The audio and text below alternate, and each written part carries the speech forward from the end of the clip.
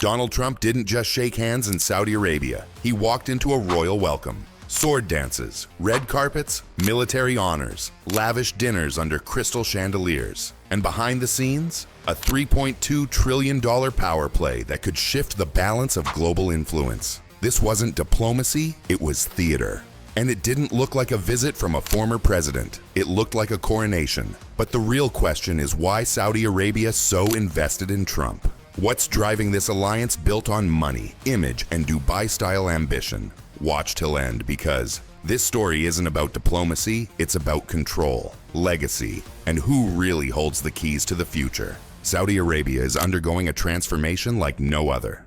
In 2016, Crown Prince Mohammed bin Salman launched Vision 2030, a national strategy to shift the kingdom's economy away from oil and into something far more ambitious: technology, tourism, luxury, entertainment, and futuristic infrastructure.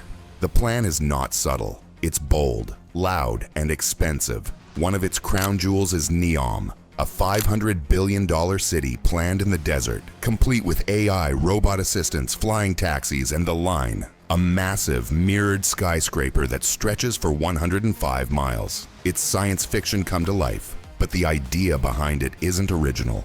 In fact, it's heavily inspired by Dubai, a city that in just a few decades turned empty desert into a global icon of luxury and modernity. Saudi Arabia doesn't just want to match Dubai, they want to outshine it. To do that, they need powerful allies, big money, and someone who already knows how to work both worlds. Someone like Trump. In 2017, Trump made Saudi Arabia his very first international destination as President of the United States. That alone raised eyebrows. Why bypass Europe or traditional allies and head straight to Riyadh? The answer was in the deals. Within hours of landing, Trump inked a $110 billion arms agreement, with promises totaling $350 billion over the next 10 years. This wasn't just diplomacy, it was a business-first handshake that made waves around the world. But beyond the numbers, the pageantry was something else entirely. Trump was greeted like a king. He joined the sword dance with Saudi royals, stood in golden halls, and placed his hand on a glowing orb in what felt like a scene from a Marvel movie. This wasn't just a visit, it was a performance. And it planted the seeds for something much bigger down the road. Years later, that performance seems to have paid off in ways nobody could have predicted. Reports from Trump's recent Middle East visit suggested an astonishing $3.2 trillion in deals and investment commitments. It's a number so large, most people don't even know how to process it. So what's really behind it? From Saudi Arabia alone, there were reports of $600 billion in pledged investment across infrastructure, energy, and tech. Qatar added to the momentum with a reported $1.2 trillion in economic exchange agreements, while also agreeing to $243.5 billion in commercial and defense deals with the U.S. Meanwhile, the United Arab Emirates contributed another $200 billion in commercial agreements ranging from construction to innovation and logistics. Now, a lot of these are memorandums of understanding, not finalized contracts, but even symbolic deals on this scale carry weight. The timing of all this, right when Trump is positioning himself back into the global spotlight, is no coincidence. And the Saudis? They've clearly chosen their man. While billion-dollar defense deals make headlines, the real prize in this new era might be data. Alongside all the glitz and gold, Trump's trip overlapped with major announcements from U.S. tech giants like Nvidia and AMD, companies making deals with Saudi Arabia and the UAE to supply next-generation AI chips and infrastructure. These Gulf nations aren't just building towers, they're building digital empires. Their goal is to become AI leaders, hosting the data centers and intelligence platforms that will shape everything from security to energy. Even OpenAI's Sam Altman got involved, publicly defending these partnerships amid scrutiny from Washington. Lawmakers are nervous. There's concern about how close these AI tools could come to Chinese hands through global back channels. And in the middle of it all is Trump once again acting as a bridge between business titans and Gulf royalty. While critics debate the ethics, the Middle East is moving fast to grab the future. And Trump, he might just be holding the keys. This isn't just about diplomacy, it's about power. image, and the golden glow of Trump's name rising over Middle Eastern skylines. In recent years, Trump's business footprint in the Gulf has quietly expanded through deals with Saudi real estate powerhouse Dar Al Arkan. His brand is now tied to high-end luxury towers in Dubai and Oman, with a new flagship project in Jeddah on the horizon.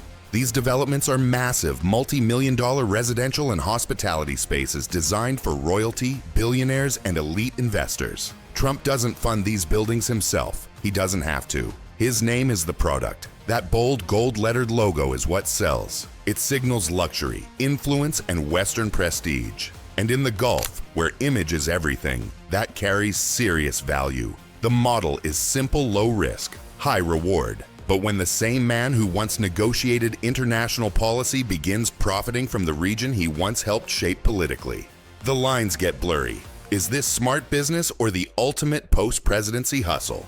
Either way, Trump's towers are rising, and so is the controversy around them. Trump's relationship with the Middle East has moved beyond the realm of politics. It's become theatrical. Every visit is wrapped in ceremony, sword dances, red carpets, military salutes, and opulent feasts. Giant images of Trump's face light up skyscrapers. Streets are closed off. The reception isn't just grand, it's royal. And that's no accident. In the Gulf, Trump is seen as a powerful Western figure who understands the rules of the game. He doesn't lecture about democracy. He doesn't question their systems. He makes deals. And for that, he's treated not as an outsider, but as someone who gets it, someone who belongs. In return, Trump embraces the role. He doesn't shrink from the kingly image. They hand him a crown of perception, and he wears it proudly. Back in the West, it's turned into satire. King Trump becomes a meme. But over there, it's something closer to respect.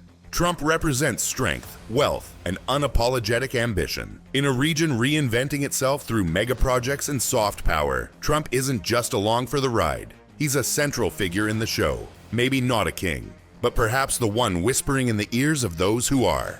Dubai changed everything. It showed that the Middle East could be more than oil fields, it could be the future. With its sky-piercing buildings, designer islands, and tax-free luxury, Dubai created a model of modern Arab success that the rest of the region now wants to replicate. Saudi Arabia is going all in. With Neom, Qiddiya, the Red Sea project, and sprawling entertainment zones, the kingdom is preparing for a new era, one built on luxury, innovation, and spectacle.